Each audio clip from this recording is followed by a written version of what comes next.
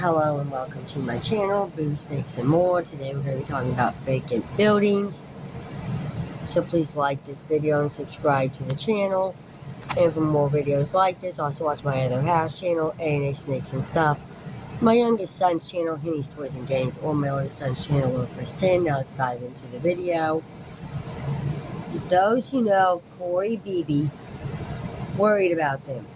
They worried about his long history of abusing drugs and about the unhoused man staying warm on frigid winter nights. But on January 17th, it wasn't the cold or the dope that took his life. Fire claimed the 37-year-old man, who was found in the attic of a vacant house in the 1500 block of South 8th Street. A preliminary finding is that he died of smoke inhalation. Sangamon County Coroner Jim Armand said, "Of course we won't know for sure." Here's a picture of him. There's a picture of the house that caught fire that he died in.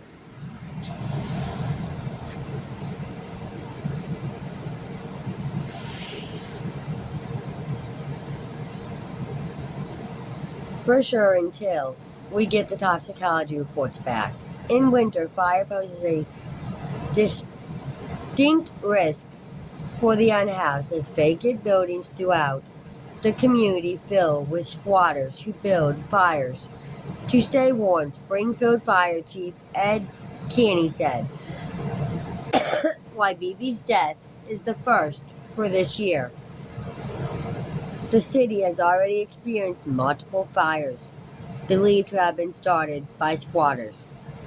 House fires are started by humans or electrical or mechanical failure," Caney said. "Most of these vacant houses don't have any electrical or mechanical things. This leaves humans as the primary suspects when a vacant building burns." Caney said in January 2024, there were 7 vacant buildings in the city that burned. As of January 24th, there have been 5 fires in abandoned buildings since the first of the year. Homeless advocate Julie Benson said she has seen how unhoused individuals build fires, and it can be frightening. "Anything that's inside the house, they're burning it," she said. "I've seen some of the abandoned houses they live in, and you wouldn't want a rat living in some of those places. They've gone into it and started a fire to stay warm. They take the house apart inside and start burning it.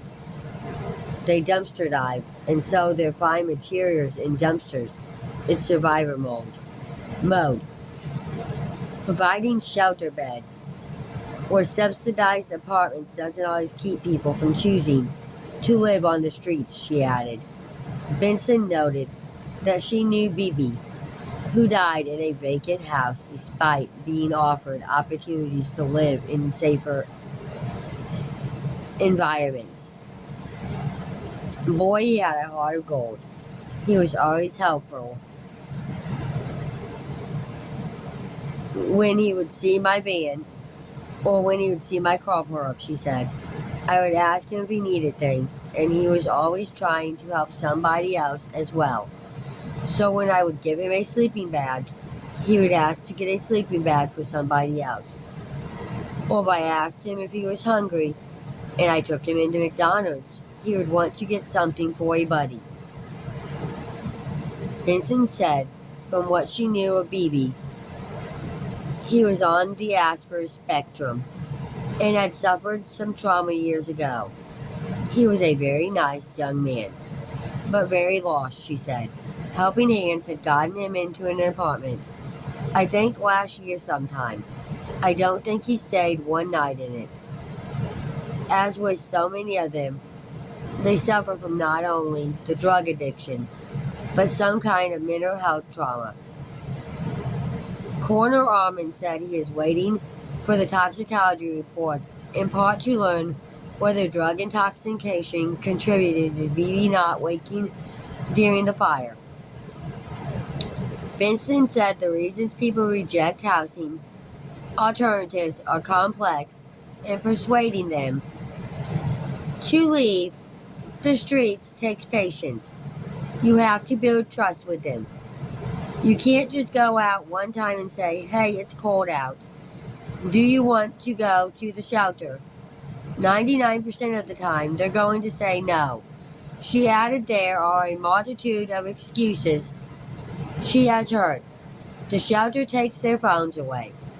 They have to interact with other people. They have PTSD. They don't like to be cooped up for that long. They can't do their drugs while they're at the shelter. They would rather stay out in the cold, try to stay warm, and get somebody to maybe give them something to eat and wait until the next day, when things might be just a little bit better.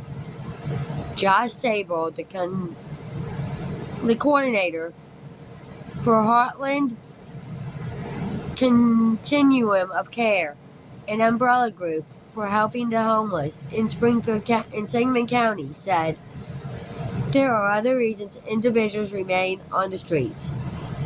He noted some are sex offenders who are not allowed in shelters, and others have a history of violence, which also makes them unsuitable. Fire Chief Kenney said he anticipates a heightened risk for more vacant buildings burning as long as the weather remains cold.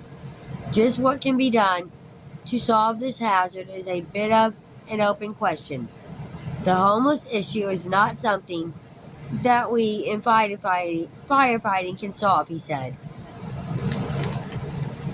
Thank you for watching this video, and peace out till the next one.